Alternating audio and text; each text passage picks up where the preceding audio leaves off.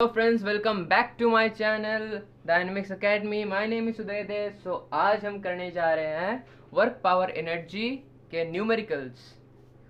सो चलो, first question तो आपको दिख ही रहा होगा कि लिखा क्या है भाई। Calculate the work done bye a person in lifting a load of 20 kgs from the ground and placing it on a 1 meter height table. So basically यहाँ पर दिया हुआ है पहले क्वेश्चन को देखते ही सॉल्यूशन करने में मत लग जाओ, पहले इसको विजुलाइज करो, क्वेश्चन को डायग्राम में उतारो। तो डायग्राम में कैसे उतारते हैं, क्या लिखा है, एक टेबल ड्रॉ करो, मतलब एक हाइट में कुछ भी ड्रॉ कर दो।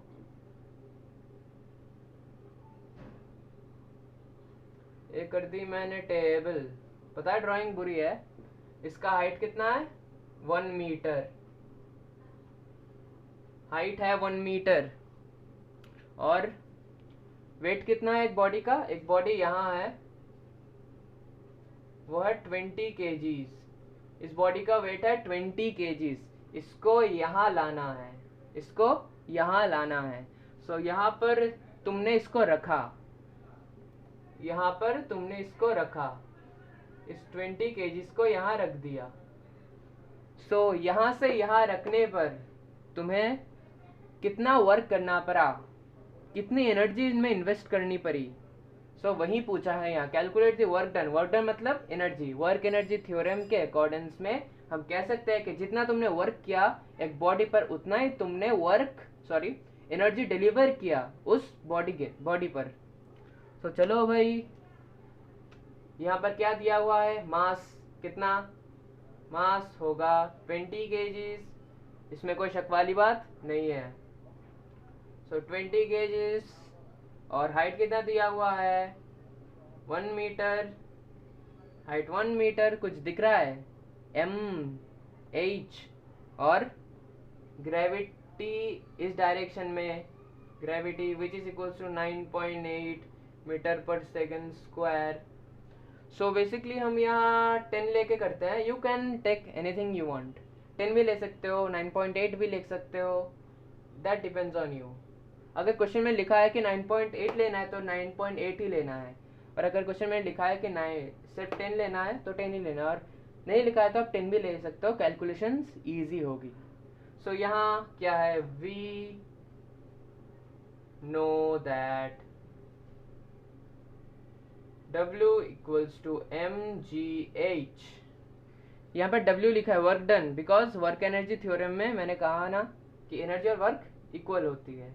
सो यहाँ W इक्वल्स टू m कितना है 20 kgs, g कितना है 10 और हाइट 1 मीटर। सो टोटल आ गया 200 जूल्स। ये है आपका आंसर। सो फाइन, समझ में आया। पहले जब एक क्वेश्चन को देखोगे, उसको पढ़ने का तरीका मैं तुमको बता रहा हूँ कि देखो भाई, यहाँ पर एक क्वेश्चन है, पहले क्वेश्चन को पढ़ के देखो कि तुम उसको डायग्राम में उतार सकते हो कि नहीं, इसको विजुअलाइज कर सकते हो कि नहीं। सो एवरीथिंग इज फाइन, हमने ये सवाल कर लिया। अगर आप इसको 9.8 पकड़ के करोगे तो कितना आएगा, 9.8 पकड़ के करते हैं, आता है यहाँ 20 इंटू, यही कैलकुलेशन कर रहा हूँ मैं, 20 into 9.8 into 1 which is equals to I think 196 joules. Am I right? या इट इज 196 जूल्स। सो ये हो गया हमारा फर्स्ट क्वेश्चन। सो चलो भाई, हो गया। सो हमारा आंसर आ गया, यहाँ पे कोई शक वाली बात नहीं है। सो आपको फिजिक्स से प्यार करूँगा, ये मेरा वादा है, और करा के ही छोड़ूंगा। फिजिक्स के कंसेप्ट बहुत इजी है, अगर ठीक से देखो ना, विजुअलाइज कर सको तो बहुत इजी है।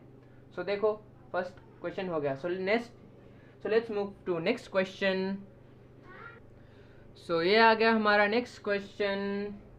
सो बेसिकली एक ही टाइप का क्वेश्चन है, पहले जो क्वेश्चन किया था ये क्वेश्चन 2 भी सेम ही है, बट इसमें थोड़ा मैं कुछ डिफरेंट बताऊंगा कि आपको सोचना कैसा है, way of thinking the answer of the question, visualising the concept, और एग्जाम्स में कैसे करना है ये भी मैं बताऊंगा। सो मिडिल में एक लाइन खींच देते हैं। इस साइड में बताऊंगा कि एग्जाम्स में कैसे करते हैं और उस साइड में कंसेप्ट वाइज कैसे सोचते हैं। सो देखिए यहाँ पर आप पहले ट्राई कीजिए आप।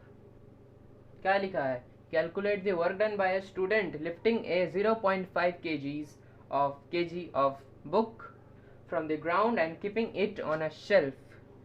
सो आपका थिंकिंग प्रोसेस कैसा होना चाहिए? सो देखिए, मैंने आपको पहले भी कहा है कि फिजिक्स अगर विजुअलाइज नहीं हुआ तो बहुत बड़ा क्राइम है। फिजिक्स अगर विजुअलाइज नहीं हुआ तो ये फिजिक्स में बहुत बड़ा क्राइम है। तो चलो, थिंकिंग प्रोसेस इज सेम जैसा मैंने पहले कराया था कि मान लो ये एक टेबल है, और इसका हाइट कितना दिया है? 1.5। सो बेसिकली ये है 1.5, ये टेबल है, ये 1.5 है, ये बना दिया टेबल, और ये 1.5, और एक बुक है। बुक की साइड इस साइड में ड्रॉ कर दूं? अच्छा, इस साइड में ड्रॉ करता हूँ। ये एक बुक है, ओके, ये एक बुक है। इस बुक को तुम्हें ग्राउंड से यहाँ लाना है। सो यहाँ लाने में जो वर्क करोगे तुम इस बुक पे वो कितना है? जो तुम वर्क करोगे इस बुक पे वो कितना है? सो यहाँ पर देखिए, इसका मास कितना है? 0.5 kg, और ग्रेविटी कितनी है? 9.8 मीटर पर सेकेंड स्क्वायर। सो देखिए, बेसिकली मैंने आपको पहले क्वेश्चन में कराया है कि डायग्राम में उतारना सीखना चाहिए आपको। इससे आधा क्वेश्चन वही सॉल्व हो जाता है, आधा क्वेश्चन यही सॉल्व हो जाता है अगर आप डायग्राम में उतारते हो। तो यहाँ से हम करते हैं क्या, हम वी नो दैट, या लिखना मैं नहीं लिख रहा, we know that W equals to mgh। So m कितना है? यहाँ m है, सॉरी अब पॉइंट नहीं दिया, m है 0.5, mg कितना है? 9.8, और h कितना है? 1.5। सो ये है work done. So work done कितने जूल्स? 0.5 इंटू 9.8 कितना आता है? करके बताओ कितना आ रहा है, कितना आ रहा है? लगता है 4.9 इंटू 1.5 कितना आ रहा है? 4.9 इंटू 1.5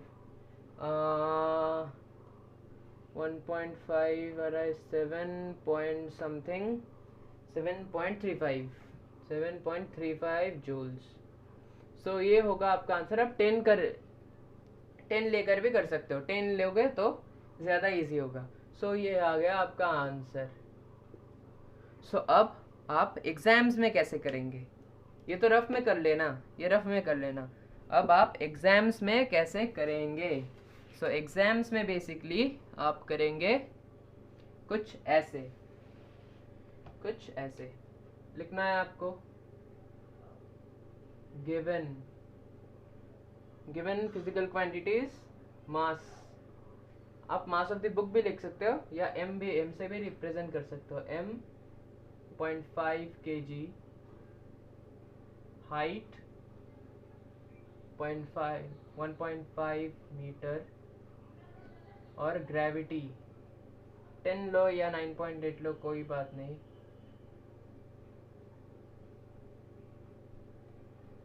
सो अब सॉल्यूशन,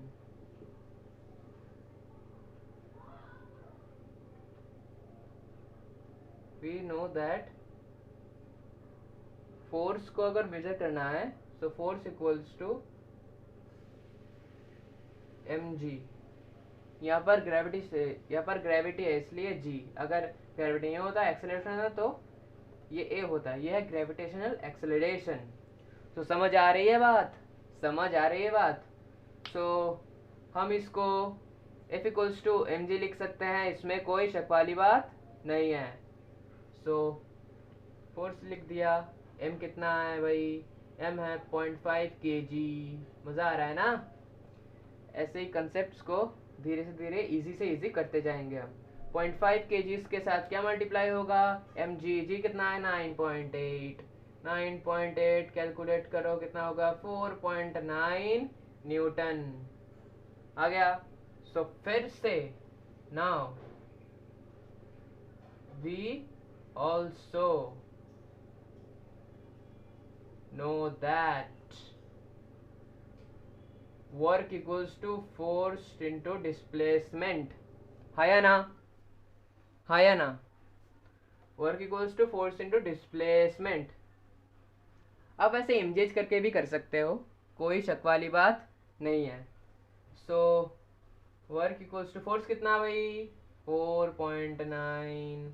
और यहाँ पर डिस्प्लेसमेंट कितना है? डिस्प्लेसमेंट मतलब हाइट, मतलब डिस्टेंस, ये है 1.5। सो क्या निकला? निकला क्या निकला? देयरफॉर वर्क इक्वल्स टू, वहाँ लिख दो 37.35 जूल्स। सो ऐसे करेंगे आप स्कूल्स में, स्कूल के एग्जाम्स में। सो यहाँ पे कोई बुराई वाली बात नहीं है।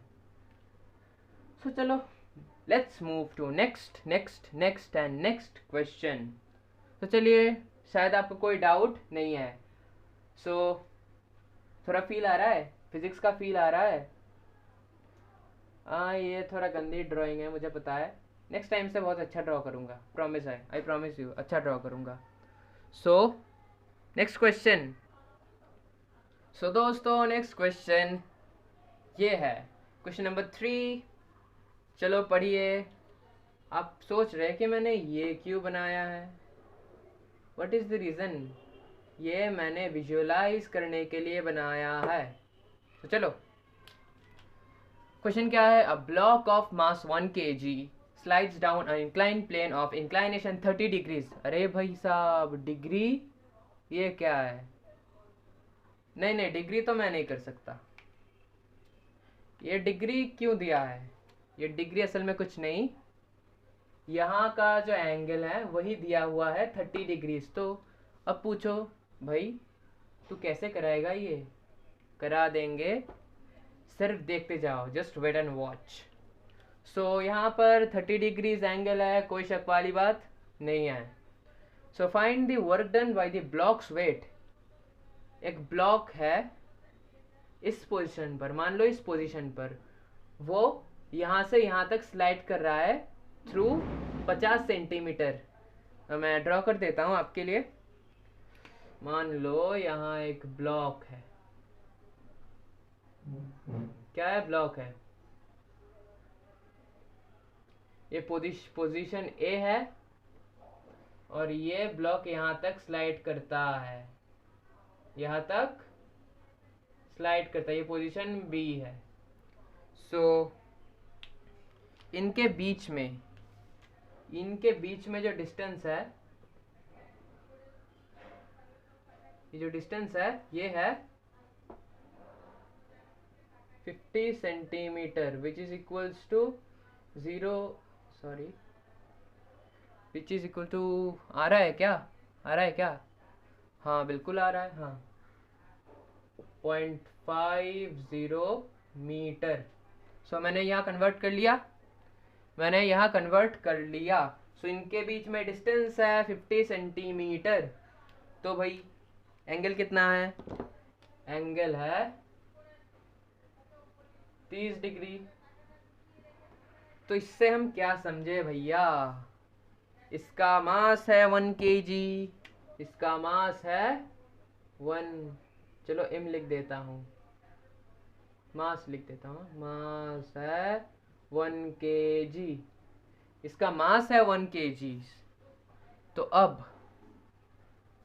क्या लिखा है क्वेश्चन पर? 1 kg mass slides down through inclination inclined plane, यह है इंक्लाइंड प्लेन, और ऑफ इंक्लाइनेशन 30 डिग्री, ये है 30 degree. Find the work done by the blocks weight, ये ब्लॉक का जो वेट है उसका वर्क डन कितना होता है इस ब्लॉक पर यहाँ से यहाँ तक स्लाइड करने में। सो चलो वास्तविकता में हम यह निकाल लेते हैं। सो नाउ देखो, क्या आपको दिखाई दे रहा है कि mg ये है, mg इस डायरेक्शन में है, mg इस डायरेक्शन में है। सो मतलब ये है mg, ये है mg, दिखाई दे रहा है? मैं थोड़ा बड़े करके लिख देता हूँ। ये है mg, ये mg। तो आप सोच रहे हो कि भाई 30 डिग्री है, ये 90 डिग्री है, ये कितना है? ये 90 डिग्रीज है। तो ये कितना होना चाहिए? ये कितना होना चाहिए? ये होना चाहिए 60 डिग्रीज। हाँ या ना? हाँ या ना? ये 60 डिग्रीज होना चाहिए। सो एंगल सम प्रॉपर्टी के रूल से 180 डिग्री से माइनस कर दो, इन दोनों का सम अप निकल जाएगा 60 डिग्री। तो आपको याद है मैंने वर्क एनर्जी पावर में ट्रिगोनोमेट्री कराया था। ट्रिगोनोमेट्री में मैंने cos 30 डिग्री cos 60 डिग्री का वैल्यूज बताया था, साइन का बताया था, टेंजेंट का बताया था, मतलब tan का बताया था। तो आपको शायद याद होगा कि वर्क डन का फॉर्मूला क्या है। याद आया? याद आया कुछ? तो चलो सॉल्व करते हैं। ब्लैकिंग से करें? हाँ चलो ब्लैक से कर लेते हैं। सो यहाँ गिवन क्या है? गिवन क्या है? गिवन है मास 1 kg, इंक्लाइनेशन मतलब थीटा 30, नहीं सॉरी ये गलती मत करना, मैं अभी गलती करने जा रहा था। इंक्लाइनेशन यहाँ पे तुम ये 30 डिग्रीज कैलकुलेट नहीं करोगे, क्योंकि अगर 30 डिग्रीज कैलकुलेट किया तो आंसर गलत आएगा। क्योंकि मैं बता रहा हूँ ये 60 डिग्रीज होगा। आप सोच रहे हो कि 30 डिग्रीज इंक्लाइनेशन दिया, ये तो थीटा है। मैंने तो बताया था भाई जब थीटा ये होता है तो साइन थीटा परपेंडिकुलर पर हाइपोटेनस होता है, बट यहाँ थीटा ये है। क्यों? रीजन मैं बता रहा हूँ भाई। अगर आप सोच के बता सकते हो तो रीजन तो कमेंट में बताना, अगर आपने फर्स्ट मेरे से पहले सोच लिया है तो। So here theta equals to 60 degree, m equals to 1 kgs and distance मतलब डिस्प्लेस कितना हुआ है? 50 मीटर। डिस्प्लेसमेंट s लिख देता हूँ, s इक्वल्स टू 50 सेंटीमीटर, मतलब 50 सेंटीमीटर नहीं लिख रहा मैं, वहाँ पर कन्वर्ट कर दिया मैंने 0.50 मीटर। सो 0.50 मीटर। सो भाई सब कुछ तो मिल ही गया। Now we have to calculate the work done. mg कितना है आपको पता है? mg कितना है? यहाँ g लिख दो 10। आप 10 भी ले सकते हो, 9.8 भी ले सकते हो, आपकी मर्जी। अच्छा चलो 9.8 ही लेते, थोड़ा क्रिटिकल कर लेते हैं कैलकुलेशंस को। सो ये आपको गिवन है। So now we know that work done equals to F dot S cos theta, पता है ना हमको? F dot S cos theta. So यहाँ पर थीटा कितना है? ओ मैं रीजन बताऊंगा, जरूर बताऊंगा रीजन। फोर्स कितना है? mg, m कितना है? 1 इंटू mg कितना है? 9.8 mg निकल गया फोर्स। और s कितना है भाई? s कितना है? 0.5 सेंटीमीटर, सॉरी 0.5 मीटर। और यहाँ पर cos थीटा, cos 60 डिग्री का वैल्यू पता है आपको? cos 60 डिग्री का वैल्यू पता है आपको? हाँ भाई, हमें तो पता ही होगा। चलो, यहाँ मैं बता रहा हूँ थीटा मैंने 60 डिग्री क्यों लिया, आपको पता है तो कमेंट में बताए। हाफ cos 60 का वैल्यू होता है हाफ, सिंस लिख देना cos 60 degree equals to half.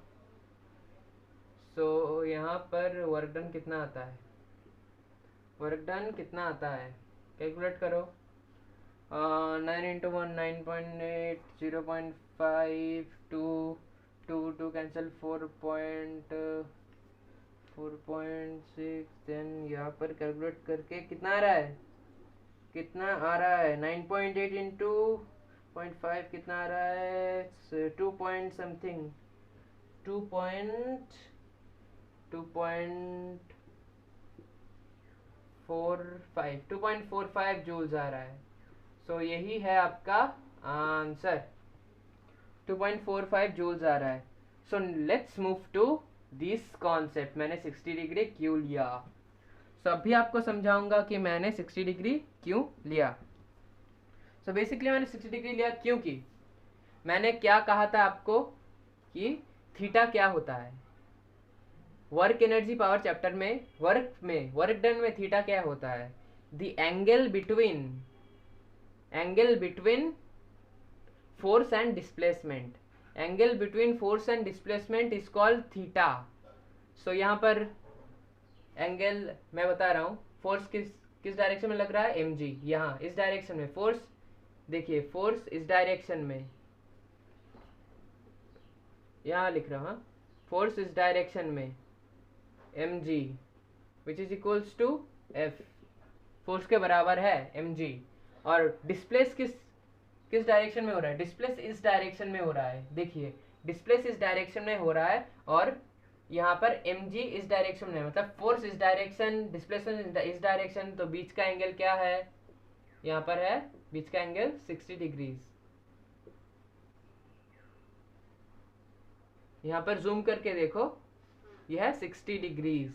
सो इसलिए मैंने लिया, इसका डायरेक्शन इधर है, इस इधर है, हाँ। सो इसलिए मैंने लिया 60 डिग्रीज। सो यहाँ पर cos 60 डिग्री का वैल्यू हाफ होता है। सो चलो हो गया। So let's move to next question. शायद आपको समझ आ चुका होगा कि मैंने यहाँ पर क्या किया है। सो वास्तविकता में ये क्वेश्चन ज़्यादा टफ नहीं है। So let's move to next question. So ये है हमारा नेक्स्ट क्वेश्चन।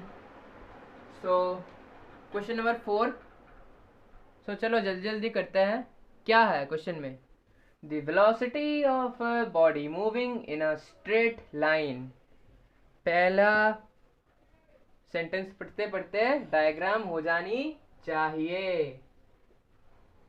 ये बॉडी है, बी लिख रहा हूं बॉडी को, हाँ, ये स्ट्रेट लाइन, डायग्राम में उतारना आना चाहिए, आपको डायग्राम में उतारना आना चाहिए।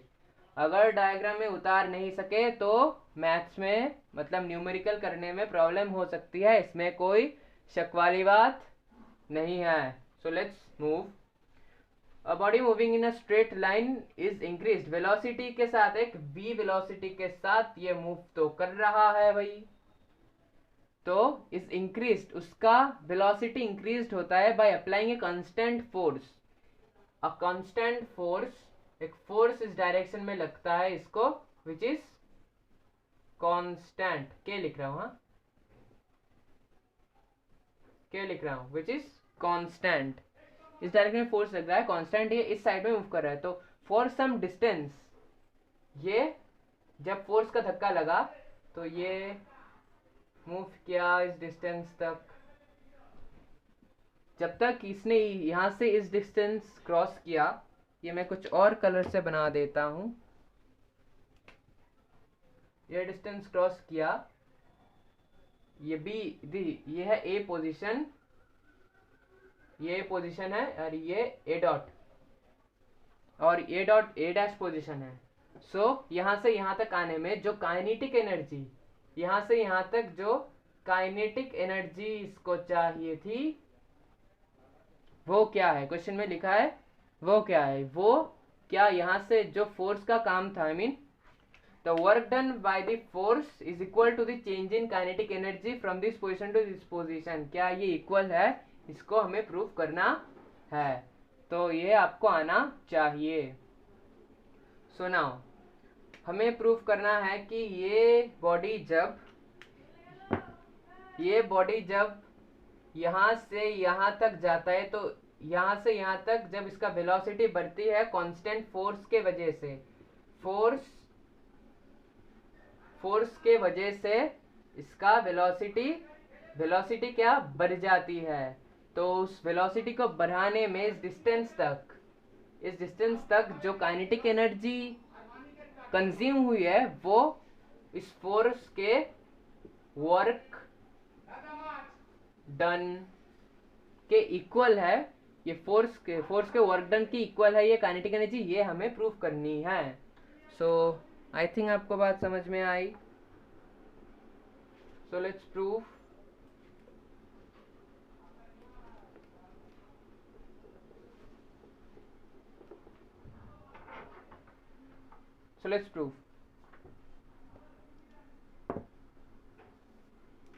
सो हमको इक्वेशन ऑफ मोशन क्या पता है कि v square minus you square equals to 2as, है ना, ये थोड़ा ट्रिकी क्वेश्चन है, एग्जाम्स में पूछे जाता है होपफुली, तो शायद आपको ये क्वेश्चन आएगा, बहुत इजी क्वेश्चन है। सो इसको हम ऐसे भी लिख सकते हैं, s equals to we square minus you square equals to we square minus you square by 2a। कैसे लिख सकते हैं, रीअरेंज करके, हाँ डेफिनेटली लिख सकते हैं। इसको 2a को यहाँ ले जाओ, डिवाइड कर दो, तो हो जाएगा s equals to we square minus you square by 2a। तो अब जल्दी जल्दी मूव करते हैं। We know that, secondly we know that, ये फर्स्टली वी नो दैट, अब है secondly we know that f equals to ma, पता है ना आपको। सो ले लिया। अब हम लिखे कि वर्क, अच्छा हम ये भी जानते हैं कि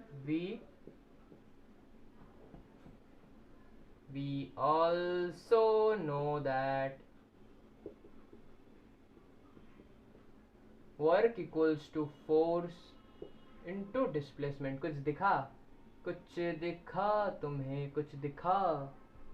हाँ भाई बहुत आसान है, कर लो calculate, work equals to force into displacement कर दो, ये इक्वल्स टू ये निकल ऐसे ही जाएगा। सो देखते हैं कि ये कैसे निकलता है। सो फोर्स कितना है, मास इनटू एक्सेलरेशन, यहाँ ये कितना है, कैलकुलेट करो भाई, V square minus you square by 2a। क्योंकि मैं यहाँ सिंस देकर नहीं लिख रहा हूँ, क्योंकि आपको दिख ही रहा है, आप लिखना, आपको दिख रहा है f इक्वल्स टू ma है, s equals to we square minus you square by 2a है, तो यहाँ पर मैंने डाल दिया, तो क्या हो गया, कुछ दिखा आपको, हाफ दिखा कुछ आपको,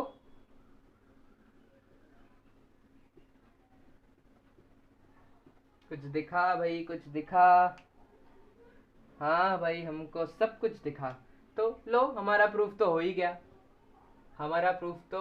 गया, अब क्या, half m u v square minus half m u square कर दो, हो गया।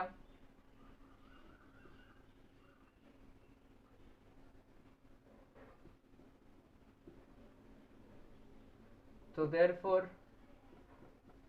Final kinetic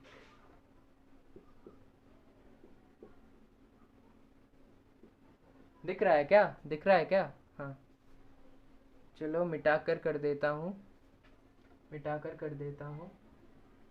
final kinetic energy equals to क्या लिख रहा हूँ मैं, इक्वल्स टू नहीं, minus initial kinetic energy, minus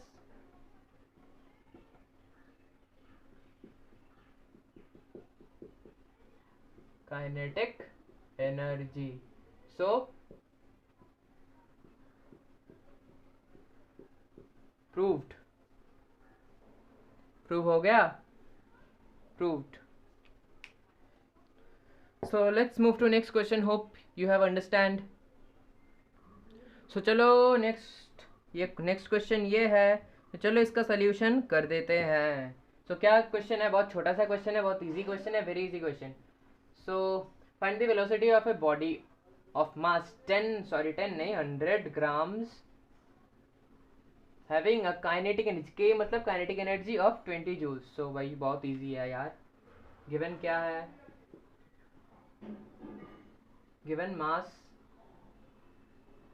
mass कितना है 100 ग्राम्स, काइनेटिक एनर्जी 20 जूल्स। सो बहुत कुछ, सब कुछ ही मिल गया, बहुत कुछ गया, वेलोसिटी निकालना है ना। सो चलो let's take out the velocity. So ये मतलब 0.1 kgs। सो चलो भाई, रूट क्यों दिया आपने, रूट ओवर क्यों दिया भाई? रूट ओवर मुझे मन किया मैंने दिया, मेरा मन करे मैं जो कुछ करूँगा, आपको क्या? नहीं यार, कंसेप्ट है, आपको पता लग गया होगा, कंसेप्ट है भाई। क्या equals to √2 into kinetic energy by mass. तो समझे आप क्यों किया मैंने? रीअरेंज करते हो भाई, हाफ mv² रीअरेंज कर दो, ये निकल आएगा काइनेटिक एनर्जी ना। ये दिया है, ये दिया है, तो इसको आउट कर लो, रूट उस साइड भेज दो, रूट ओवर हो जाएगा। रीअरेंज करके किया है यार मैंने। So let's do it, let's do it. कितना होगा?